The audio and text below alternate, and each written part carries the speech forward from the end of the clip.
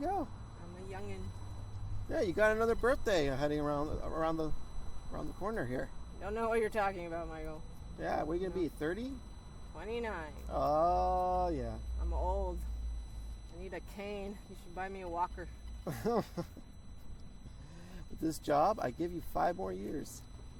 And then I'm done. Just wheel me out on a stretcher. You have bad knees. Bad back. Bad back. Bad shoulders. Yep. My brain is going already. Right. Barely remember where you're at. Who are you? What are we doing here? Oh, this is a podcast. Why is there something in my face? Whose car is this? Am I being kidnapped? Yes, for about an hour. Okay, I won $1 million. I don't think anyone's gonna be asking for that. Aw. I don't think that's how kidnapping works. So kidnapping, cut off my finger. The person being kidnapped is not the one who makes the demands. You see, from what I gather, it's the kidnapper who makes the demands. But I mean, who am I making the demands to? To our job, our supervisor? Well, I'm really annoying, so I figure you have to pay me to get rid of me. So the supervisor would pay me to get rid of you. No, I'm awesome. Nobody wants to get rid of me. And here comes a dump trunk. Hold, please.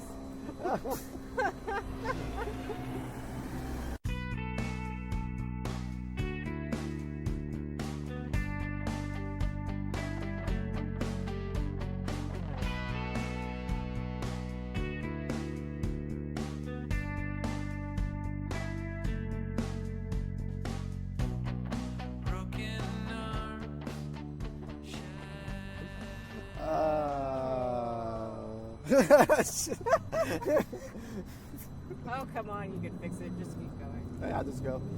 Hello and welcome to the Palaver Project. I'm Mike Rivera. I was going to say Rivera. Oh, my good Lord. I was going to actually say Rivera. I was going to say my own last name wrong. I think the heat has got You forgot your own name? It's 8 hours and freaking like 80-something degrees. I felt like 95-degree weather. Yes, well, at least you were on flat ground, Michael. True. I went on a hike today. Jeez. Fighting crime. Fighting crime. Out in the hills. Yep. Of our fair city. Uh-huh. All right. And you live to tell about it. How's your heart doing? It's very angry with me. Very, very upset. It's yelling at me right now. Along with my knees, my back, and every other part of me. It's a rigorous job we do. But, I don't think anybody really cares. We save lives, Michael. It's a thankless job. We're behind the scenes. No one knows who we are. Nobody knows. But everyone knows this podcast. Oh, yes. We're famous. Well, did I tell you that you're down, you hit a huge milestone? You made it to the top 10. Oh, I'm famous. I am famous. Yeah, your episodes made it around the top 10 podcasts episodes during our year-long existence. Do I get a cake? You get an Atta Girl.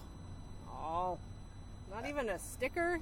If you pat me on the head, so help me God, Michael, I will it's not in the throw budget. you out of this car. You get a thumbs up. How about that? That's better than a pat on the head. All right, I'm giving you a thumbs up. Good job. It's not a sincere thumbs up, You but I'll did take it. it. You're wearing your shades for a reason. You're glaring at me right now. I can feel it. And then, because I'm staring towards the sunset over here. I'm so famous. I'm as bright as the sun. Oh, Michael. It's just that you're so white that it reflects off of you. We're back to that, you goddamn Frenchman.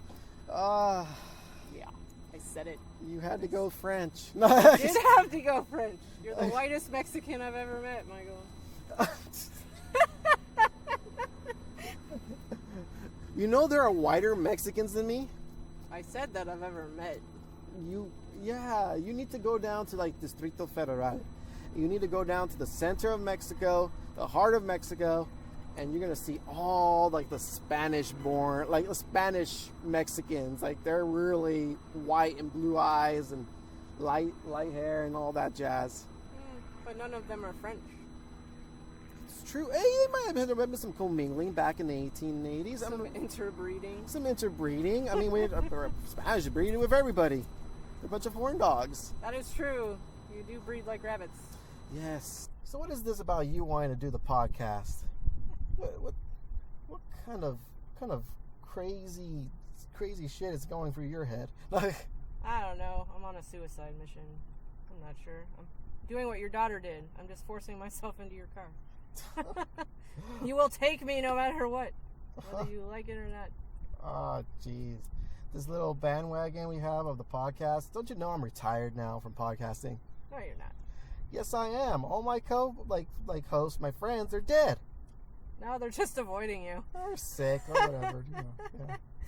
Yeah. They jump into their little molehills in the ground when they see you coming, Michael. Yeah, pretty much. Like, there's Mike who's going to talk about the podcast. Oh, God. Let's hide. Bail!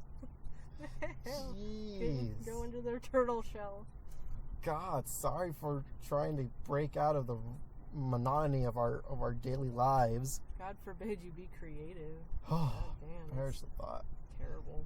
You're old and you're not supposed to be creative anymore. Right, I should be fixed in my ways. You're over the hill, Michael. Just be happy where my little rut in life.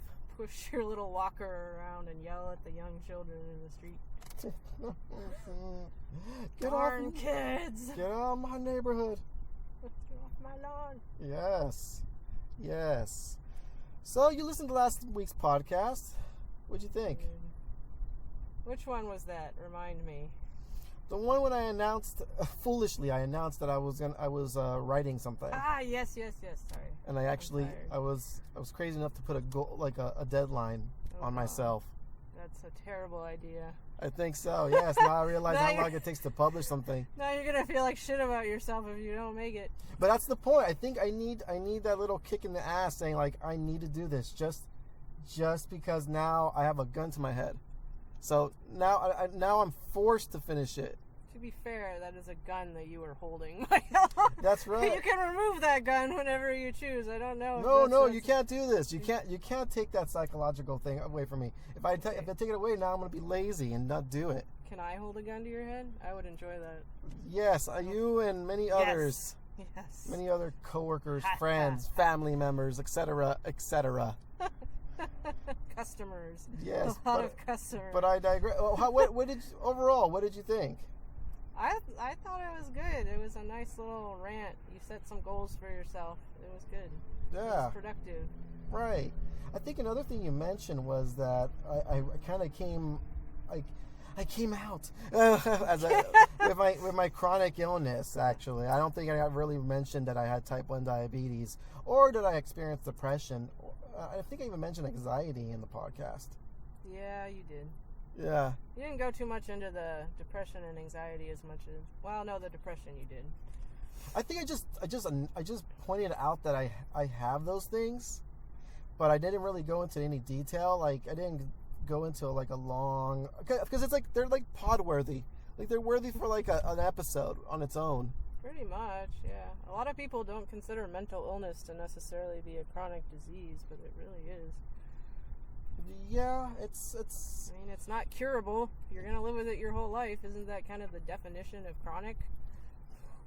You know, and I manage it pretty, I think, well enough where it doesn't like.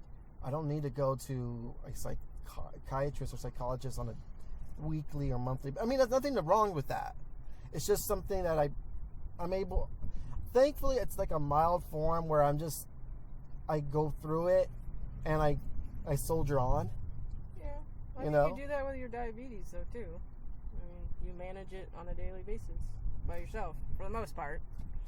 Oh no, for the most, yeah. I mean, without with minimal intervention from the doctors. I mean, they just write the prescriptions and I take them, and I take my shots. I check my glucose on like, oh my God, like every 3 or 4 hours.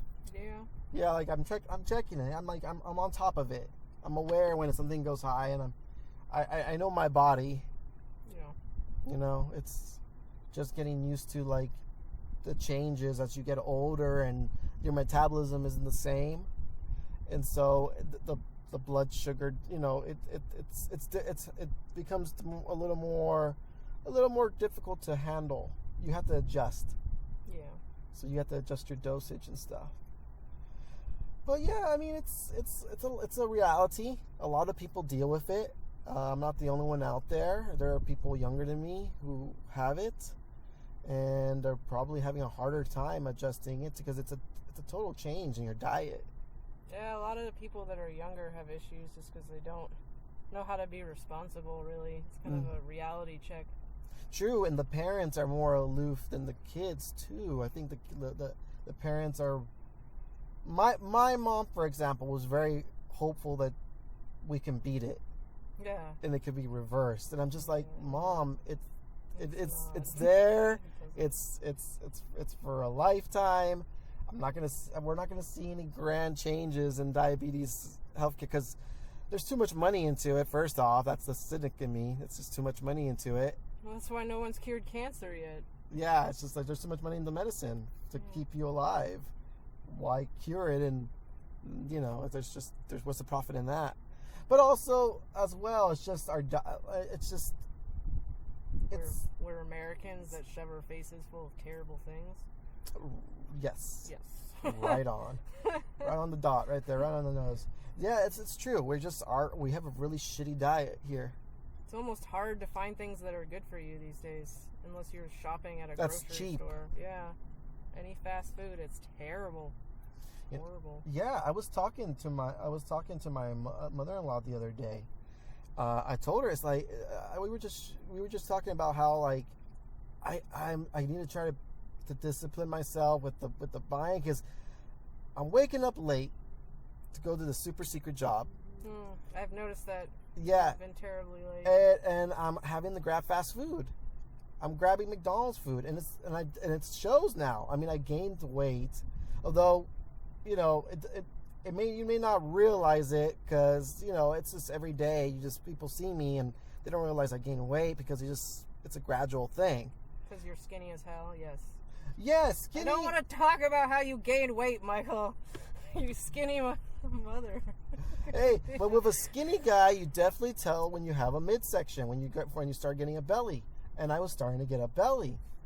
And so it's and then I'm with the anxiety.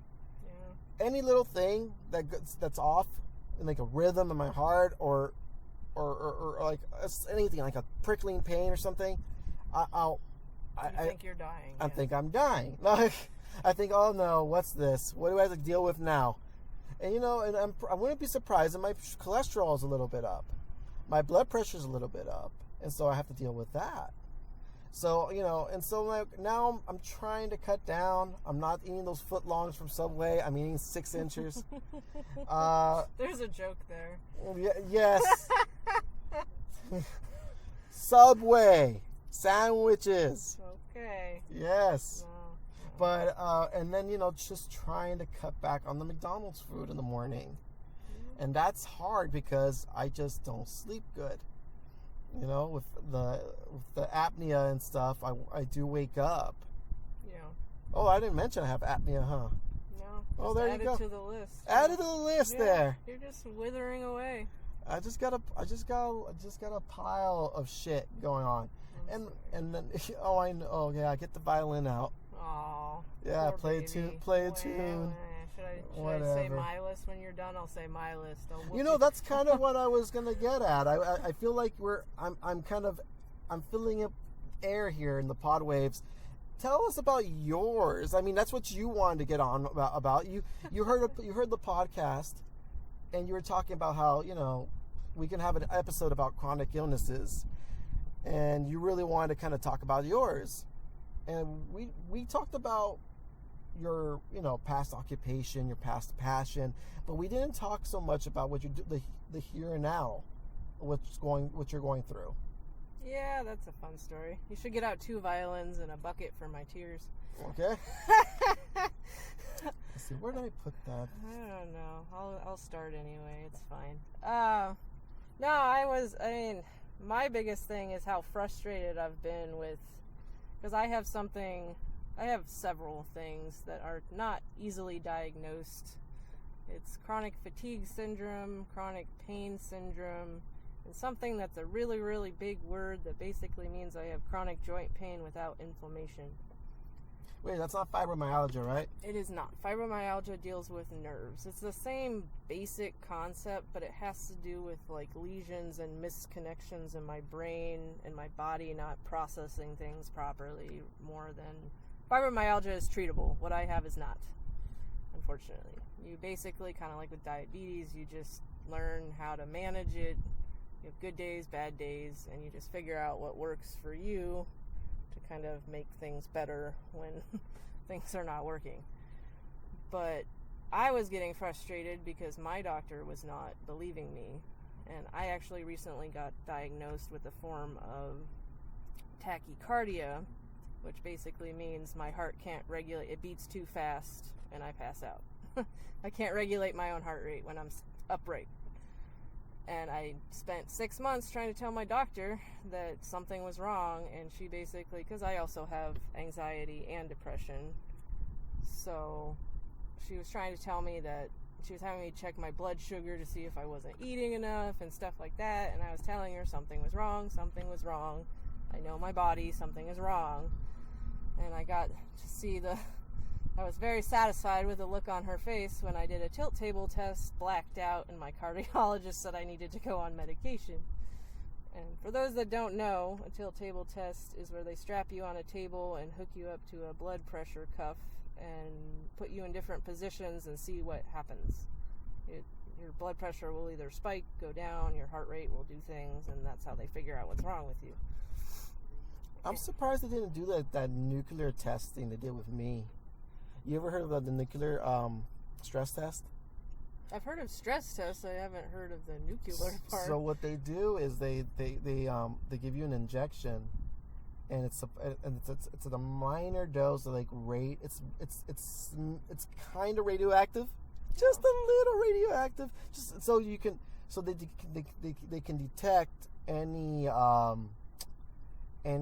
blockage in your arteries. That's what they did to me when I had the second echocardiogram. Did they put you on the treadmill No. while you're doing that? No, they just did another image. I was laying down, but that's what they injected me with, something so they could see better. That was the second one that I... See, they didn't say anything about nuclear.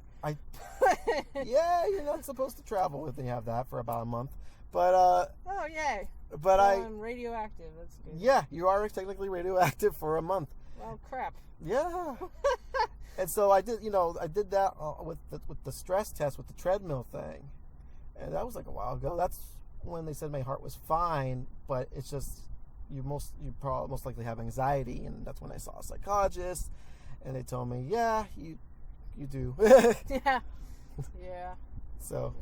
Yeah, that causes a lot of sleep problems too, unfortunately. Yeah, it all kind of is a big tapestry of just kind of misfortune health-wise. I mean, with yours, it just, the misfirings and the synapses there, the brain cells, I mean, that just messes up your entire day. Yeah, no, and it's sometimes I can't come to work because I literally have to wake up probably 2 hours earlier than I should just to kind of figure out what I need to do, and if I can't go to work, I can't go to work, because pain is sometimes a 10 out of 10, sometimes it's a 2 out of 10, and it's just kind of, sometimes I'm getting more used to it. I've kind of adjusted to what my daily normal is going to be at this point, so I kind of function a little bit better. But if for some reason I can't sleep, because insomnia is part of the anxiety and part of the chronic fatigue syndrome, where, I mean, if I don't sleep, I'm pretty much, I'm not in for a good day. Right. So I can't focus. My internal, which I didn't know until I looked it up. I did a lot of research. The reason I'm always cold, the CFS also screws with your inner body temperature. I can't regulate my own body temperature. Oh, wow. So that's why I'm freezing. Like right now, I'm actually cold, and it's like 80 degrees outside. Yeah, about 79. Yes, you're right. So yeah, no, that's where, I mean, excessive sweating sometimes. I mean, all kinds of weird. I shake a lot sometimes, especially in the morning. I shake. Luckily, the heart condition, the tachycardia, I am still allowed to drink caffeine because it has nothing. It has to do with me getting up and sitting down. It's not like as long as I can't overdo it, obviously. So not rapid movements. Well, I mean, I definitely feel it when I'm going up and down hills and stuff. I just kind of. Only reason I blacked out during the test was because, and we were talking about this before, where they left me up a lot longer than I ever would have stayed standing up myself. Right. So, like, if I'm hiking or walking on the beach or working at our super secret job, I know when I have to sit down before it ever gets to the point where I would ever black out. So it's just learning how to manage it, and it's been interesting, but it was mostly just frustrating because, like I said, my condition, except for the tachycardia, is not really. There's no blood test that you can pull that says this is what you have. Right. And so it takes somebody actually listening and believing you, which I was struggling with the doctor that I had, and there were a lot of complications, I think, but doctors are kind of. I don't know about. I know sometimes they're wary to do all the tests that you ask them to do. Yeah. They kind of just go ahead and say, this guy has personality anxiety. They're just overthinking it. They need to just.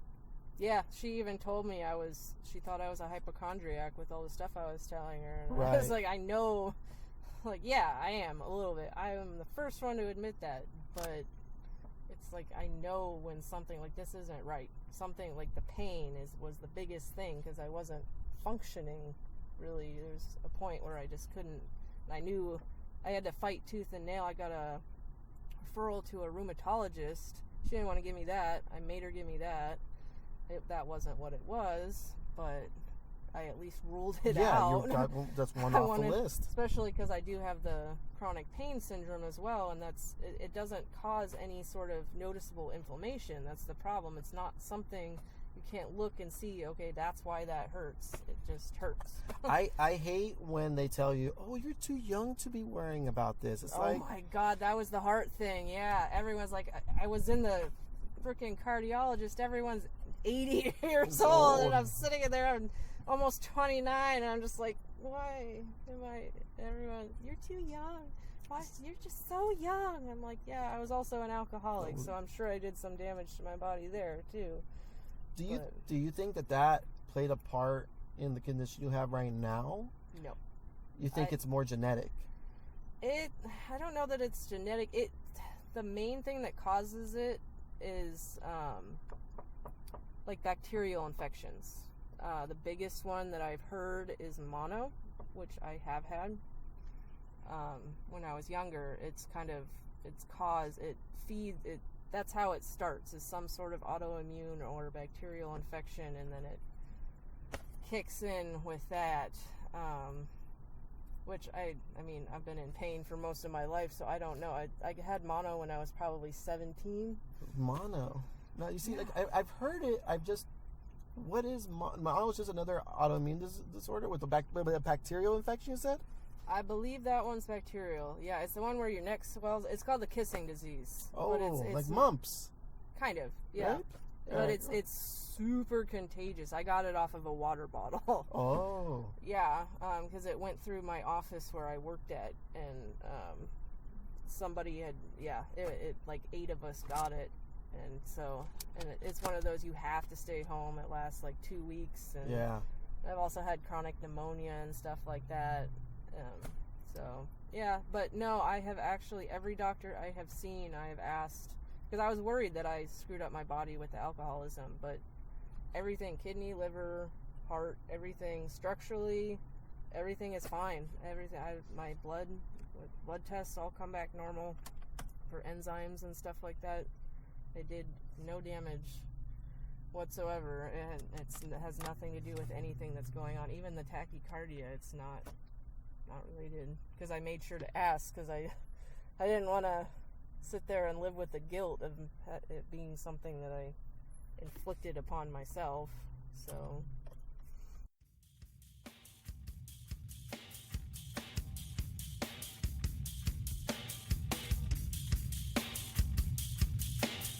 you steer clear from opioids, because I don't see, like, I'm not one for drugs. Yeah. I say no to drugs. Okay, noted. All it does is mask the problem. It doesn't fix anything. No. It just covers it up. You just become more dependent on other shit, and I don't want that in my life. I really don't, and that's why I kind of just cope with it. Like I deal with my depression with writing and activity. You know, if it wasn't for my kids, I'd probably have that a little more emptiness in my life. Yeah. You know, my kids and the job I do, and it just keeps me focused. As long as I'm focused on something, on a task, I don't have time to just kind of wallow in my mind. Yeah, I've had several doctors actually tell me that the work that I do has probably saved me from being way worse than I am right now. So, yeah, as much as we may kind of complain about the inner workings of this super secret job that we do, you know, backdrop Americana and all that, it does help. It does, yeah, for sure. We're able to, you know, once in a while, you know, go out, you know, walk and smell the roses. You know, literally sometimes, but it's good, and it kind of helps getting ourselves, you know, stable. And I mean, once the job is done and we have to go home and stuff, like I have my writing, like I said, I have my kids, I have my family, but there's also other stuff that, you know, what if you don't have that? You know, what do? You know, music. Yeah. Music's cool. You and I, we kind of like, you know, we kind of dig the same kind of music. Yeah, I've relieved a lot of stress listening to Korn over the past. Yeah.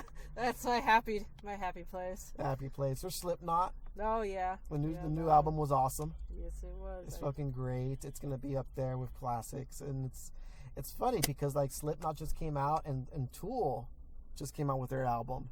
Yeah, that one I still need to find. You did tell me about that. It's just like, holy shit, it's 1999 again. Hooray. Yeah. I mean, okay, so when you got your music, and you like classical too, so I mean, you like your classics here and there. But what else? What else gets you in a stable place? Well, I actually play music too. Sometimes I go steal my friend's piano. That helps, as long as people leave me alone, because otherwise then my anxiety spikes back up again. So you gotta do it. You have to be able to do it on your own. Yeah, no, I do. I do photography a lot. I love doing that. I actually do that at work and on my off time. And yeah, I seen your pictures. They're good. Yeah, those are just with a cell phone. Yeah, really cool. I've found some programs and some apps that I fiddle with, and I actually sold a few of them. I wasn't even trying to, but I ended up I mean, I'm not saying that they weren't good enough to sell. I'm just surprised that you were able to find somebody so quickly to buy them. Yeah. And it's kind of cool, and it's like, and it's not just for like, it wasn't for like Etsy or some other like arts and crafts site, like devoted site. You went like through like a Facebook group, and they just like kind of message you, right? Yeah, they just private messaged me. One of the people that bought them is actually, she has CFS like I do, but she is housebound. Really? Yeah, she is in bed usually 10 to 12 hours out of the day. So that was one of the things that got it started, because I ended up going to her and printing everything out and framing it and doing everything for her. And then it kind of branched off from there. She told people about it, not necessarily other people that have the same thing, but just her friends, and they liked them. So yeah, it was really cool. I haven't gotten anything recently, but I'm kind of, because I wasn't really actively pursuing it. It was just kind of nice to be recognized. I mean, like, I was shocked when I got the message. I was, really? You want to pay money for that? Because I never think my stuff is very special, but yeah, no. And I go, I like hiking too, because staying active helps keep me from getting stuck, and because the more I stay still, the more pain I generally end up in. That's the thing I like to do a lot. It's like, maybe I feel weird calling it hiking, because for me it's just walking. Well, yeah, especially with a job we do. It's Yeah. kind of like it's just It's like a redundant, normal right? day. Yeah, Yeah, it's it's just pretty redundant. It's like I just like to walk around. I like to roam this America's finest city, but I also like to roam the places, the outskirts of it. I love to go like have you tried Cowles Mountain yet? not yet. No. But you've gone. Where have you gone so far? I go to the beach a lot, and there's a lot of places like in Otay and stuff like that I go. I just kind of poke around. Palomar Mountain. I've gone down to not Steel. Is it Steel Canyon? No, it's Penasquitos Canyon. Penasquitos Trail. I've gone there. I think I've done Mission Trails. Yeah, I've done Mission kinda Trails. poked I've done around different parts of it because there's different parts of Mission Trails. there. Yeah. So I've done that. I've Pine Valley. I've gone out to Laguna Mountain. Mount Laguna is all cool. I love Mount Laguna so much. And the lake out there. Oh, what is it called? Oh my God, I'm forgetting the lake. But yeah, just you forget how much land is out there. How much still open land. Yeah. And you can go out and just make a day of it. Yeah, I love to do that. Unfortunately, I don't do it as much because I'm almost afraid that something's gonna happen when I'm out there, and if I'm not I like to go with at least people, one, like with a group, right? Yeah, I don't like to, especially with all the stuff going on. I have a bad knee too, so it's like if I don't have reception and something happens, I pass out or something. Then I don't. I always worry about that too. With my sugar too. I was like, if I don't want it to drop, and then suddenly I'm by myself. But luckily, I do go with the wife and kids and stuff. But sometimes I just want to go on my own. Yeah. Or like in a group, but not like so not so much making it a family outing because there's a little stress that comes with that because you got to deal with kids. You got to make sure you're packing for them and all that. Yeah. Sometimes you just want to kind of do it independently with a bunch of other independent people. Yeah, if that makes any sense at all. Yeah. Yeah, does that make sense? Like I just want to be able to just take care of my own shit, and then hopefully go with a bunch of other people who can take care of their own shit, and just make a day of it there. Yeah. But it's just kind of like you gotta deal with the whole like answering to the powers that be at home. So it's that makes it a problem. I know there was a talk about making a group out of like the people who work here to do it, but it just never came to fruition. It just was a pipe dream. Yeah. Maybe down the line, maybe it might happen. I still hold out hope that maybe one day we can assemble a group of people, like-minded people who would want to go and venture out, because it really is good for our health, and not only our physical but also our mental and emotional health. Yeah, it's better to go for a walk than go to a bar, which it seems like a lot of us do. Amen.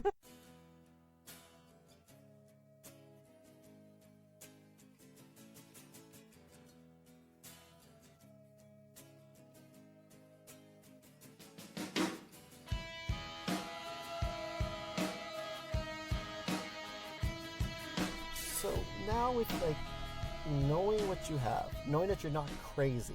Well, I am crazy. I'm not I gonna say I'm not crazy, but not that. You and I kind of both. crazy. Yeah. I mean, I feel like with myself. I mean, I already mentioned that like last year I had like a little knee injury, and I went to the point where I went to a rheumatologist because I thought it was gonna be rheumatoid arthritis, RA and stuff, because it just came out of nowhere. But what happened was I was off for about, I think close to 3 months. Almost. Yeah. This is when my youngest Nicholas was born, but he was born premature, and there was a lot of complications at birth, and so maybe I'm divulging a little too much. No, you know what? Why not? Just let me know my whole life story. But I was out of work for almost 3 months, and to take care of the baby, take care of my wife, and when I came back, I like halfway through my shift, I started getting knee pain, and I couldn't put any, like, it was it was just the weirdest thing. It just like the pain like jumped to like a 10. Yeah. Well, there's really no easing back into our job too. It's kind of like you just jump back in with 2 feet when you've been off for a while. And yeah, and that may just been it. But it had lasted for such a long time because like a month later, I was still having the pain. Yeah. So I had to go through like for the doctor, for specialists. I really was afraid I was going to have RA. And it's just like that. Once I feel like a pain, I'm trying to cross off all the stuff. And lucky for me, it didn't end up being RA. And then lucky for me, a couple years back with my heart, it ended up not being my heart. It was just anxiety. I've dodged bullets, but how many times am I going to dodge bullets? I'm happy to know that it's not that.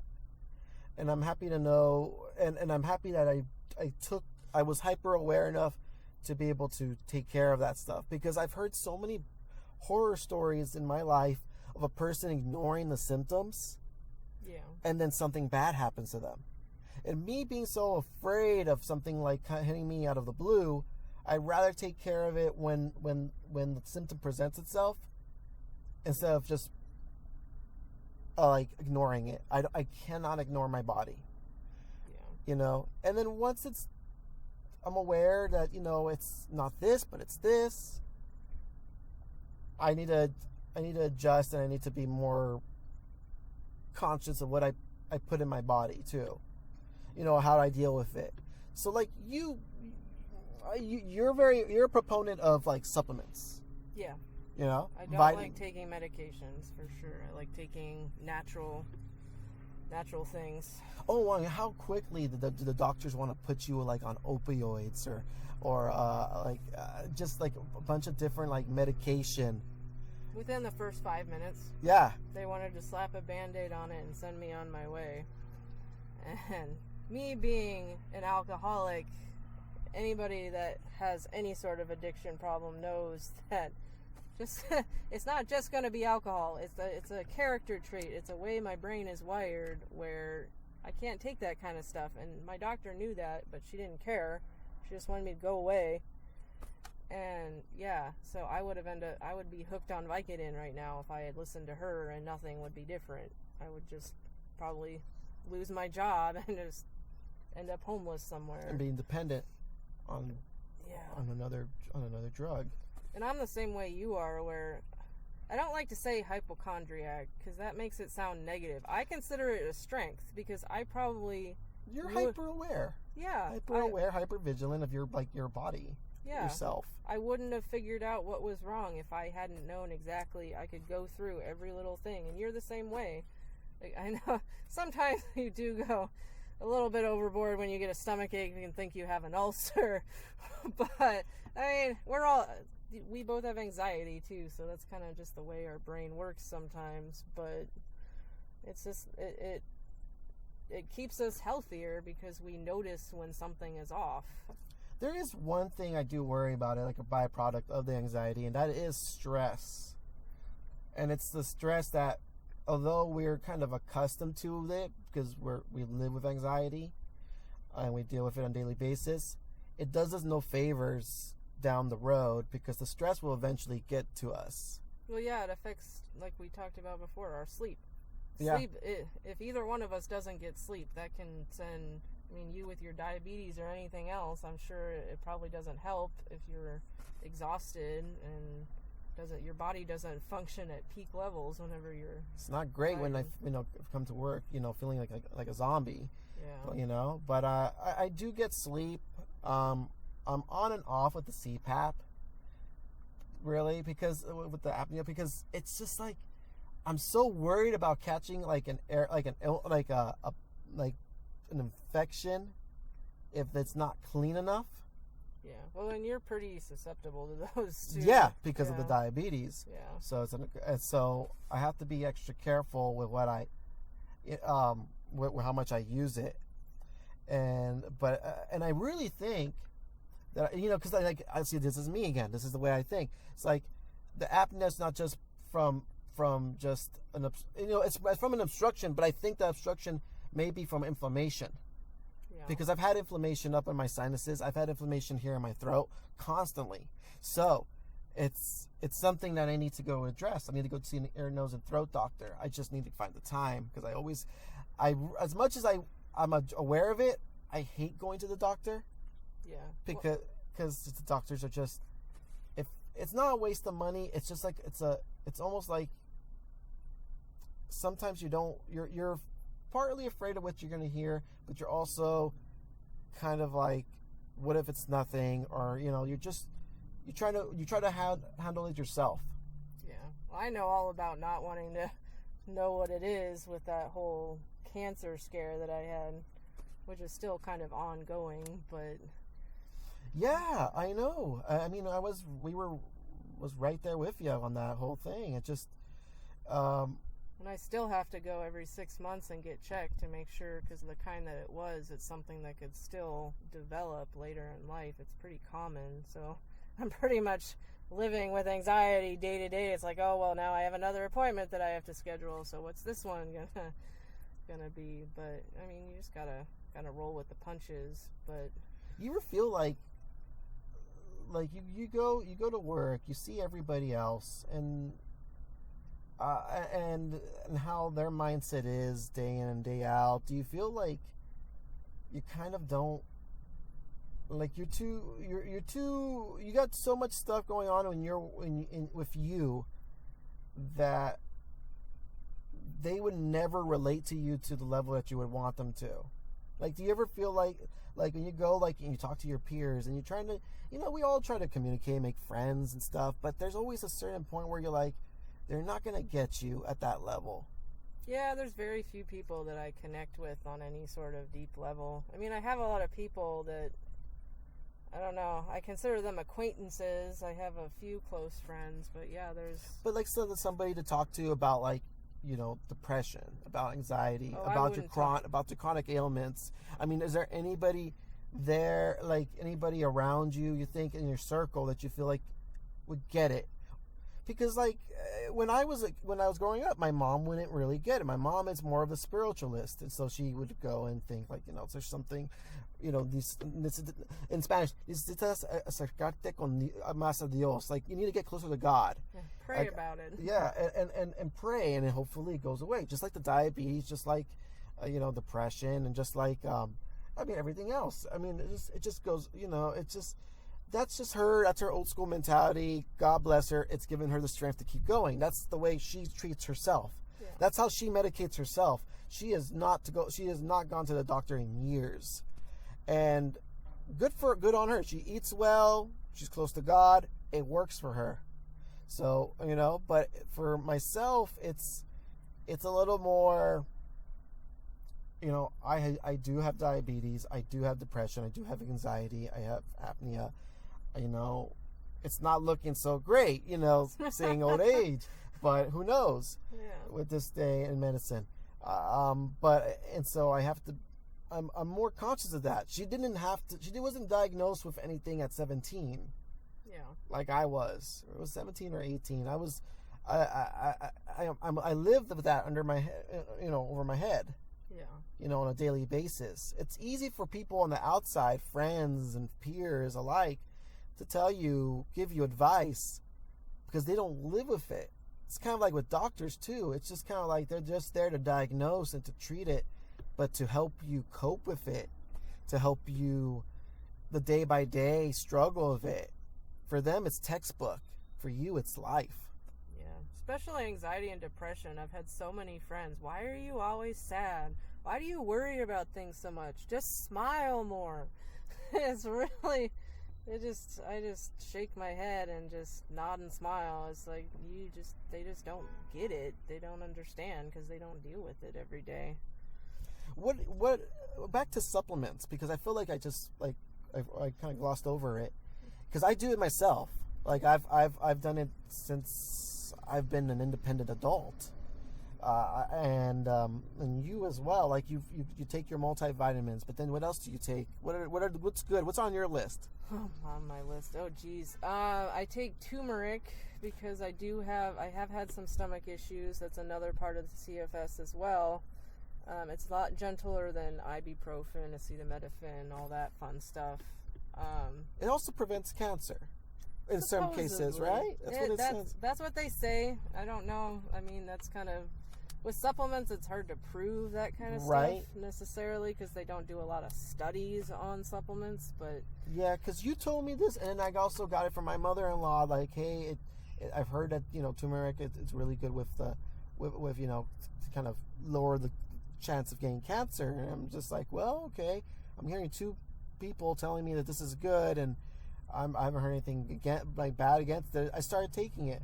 Yeah, it's a really good anti-inflammatory too. That's good too for me. Yeah. So I know you worry about you only take aspirin, so I know how you are about taking things that'll affect your stomach, and that's like only once in a while. Yeah. I rarely do aspirin. I have beat my head against a wall trying to get you to take ibuprofen every once in a while, but yeah. No, I mean I take let's see, apple cider vinegar. Yeah, that's a good one.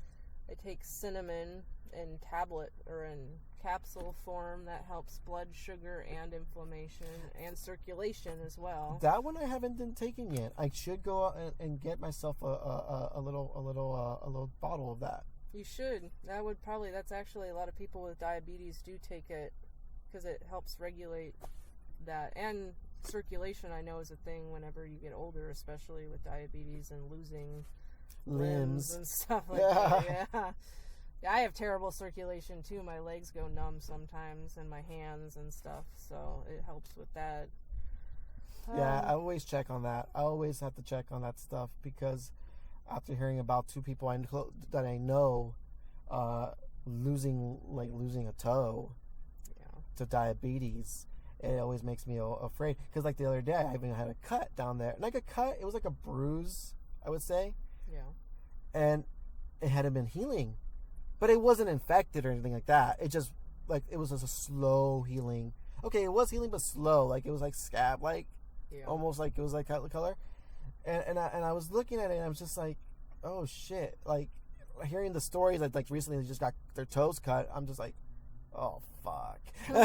Like, I started putting, like, Neosporin on that bitch, and, like, over and over and over, like, like in the morning, in the afternoon, and at night. I'd be like 3 times a day, and now it's like it's all good. Yeah. Like it's all good. Like it's just like I can't allow it to just heal on its own anymore because if it won't do it anymore. I have to go and put some antibiotic on that shit. Yeah, I'm the same way because I'm anemic. Yeah. Yeah, so I heal. You're a bleeder. I am a bleeder. That was one of the things that assisted in my cancer scare because I was But I'm just severely anemic, which also kind of goes with it's a chronic condition in and of itself, but it's tied to the CFS a lot too, and it's something that's probably, my doctor said it will improve if I treat myself properly, but it's probably never going to go away. You know what I take is vitamin. I take right now, my little cocktail is the omega-3, the B12, my multivitamin, of course.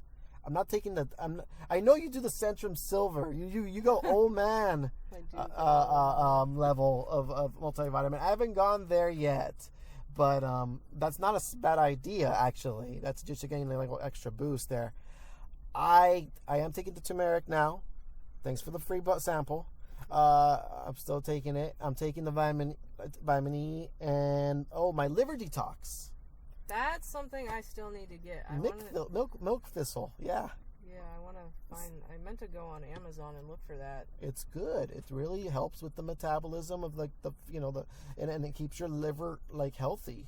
Yeah. And you're supposed to take about 3 times a day. I take it like once or twice. I don't go all 3 times. I probably should now because now I'm at the age where but I've been taking it since mid-20s. Yeah. And it's always kind of helped me. Yeah. Well, it's built up in your system. If you've been taking it that long, then it's sufficiently in your system at this point. So right. You don't necessarily have to take as much of it because it's been there. Yeah. Yeah.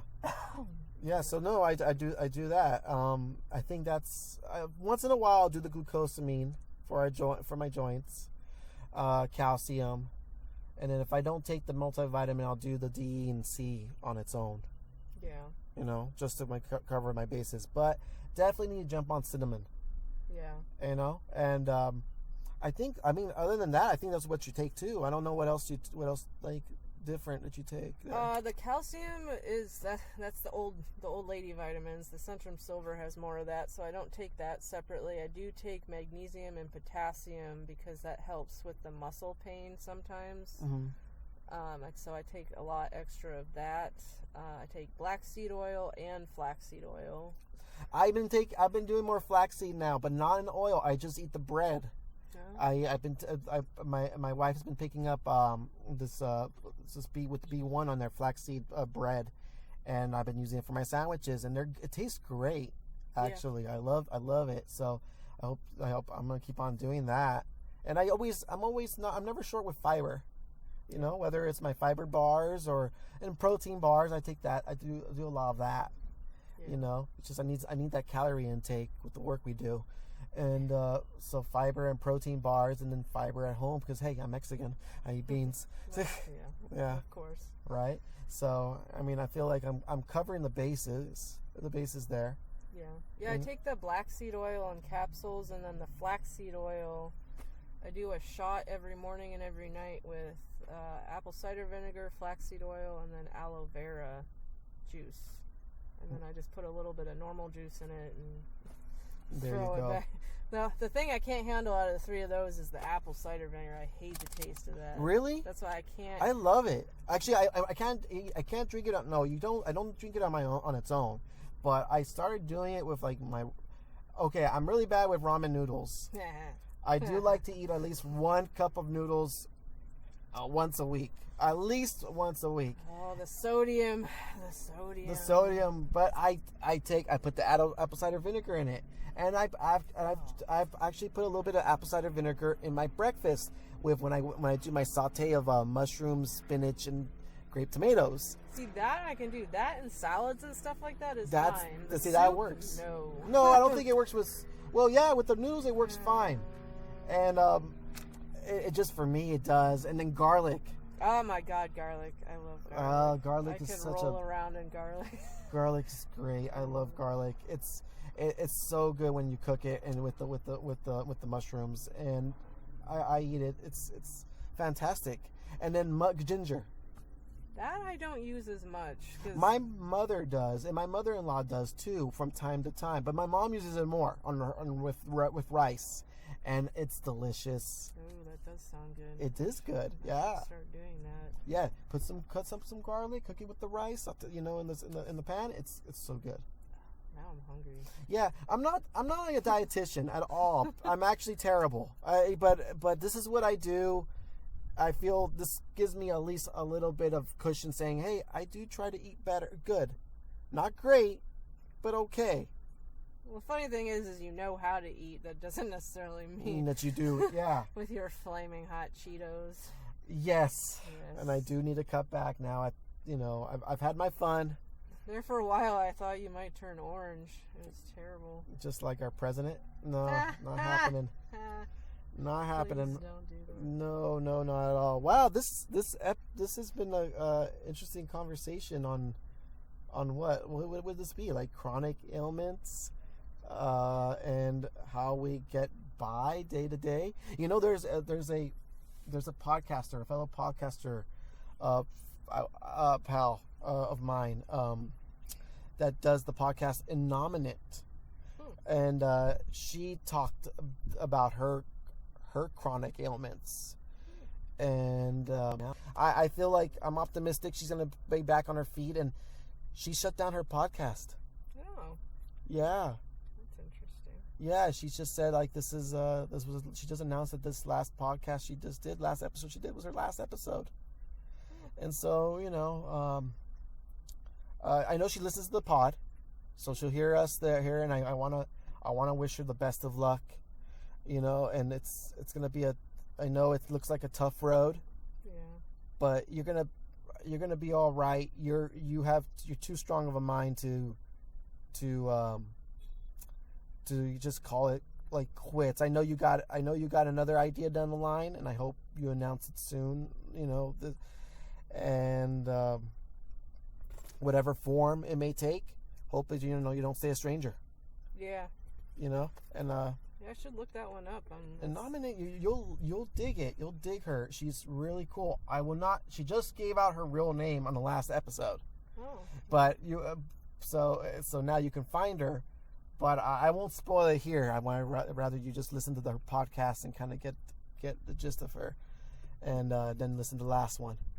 Yeah. So this is a plug, an unofficial plug for a nominate. Find her, listen to her, give her some hits. Yeah. It was a good podcast. It was a real podcast, and it kind of gave me the motive. It kind of gave me a little bit of like hope that I could pull this off. This whole one man kind of deal. But hopefully it's not a one man thing, because I was gonna say, what am I, chopped liver? Yes, you wanna kind of you wanna do more podcasts, and I'm down for it if you're able and willing. Yeah. Now we just have to work out how we can get off work at the same time. Yeah, I know. I'm just too quick. Oh, we're gonna. Yeah. Sure. I don't know. Sure. Pat yourself on the head a little bit more. I will. There we go. I'm gonna give myself an attaboy. Maybe I just do more work than you, Michael. Yeah. Yeah. Debatable. Nope. Debatable. It has been proven. So I guess this is a good time to wrap it up, huh? Yeah, I think so. Yeah, we'll see down the line. I think we have a couple of ideas down the on the old noggin here that we can probably actually put into fruition, right? I got myself all worked up about one this morning. I was mad. Oh, that's right. I know. That whole we actually did make a list of things, and I thought that we were going to cover all of it in just one episode, but this one kind of ran long, so let's just go ahead and just we'll cut this one, and then we'll go with your next one. You want to give a hint of what that may be? It's related to animals and Trump. We'll leave it at that. Also, how Trump is an animal? No, not quite. Oh, no? He just hates animals. Don't get me started, because then I'll never stop. Well, this podcast has to stop, so it will stop right now. For Rachel Johnson, I am Michael Rivera, and this is the Palaver Project. As you were.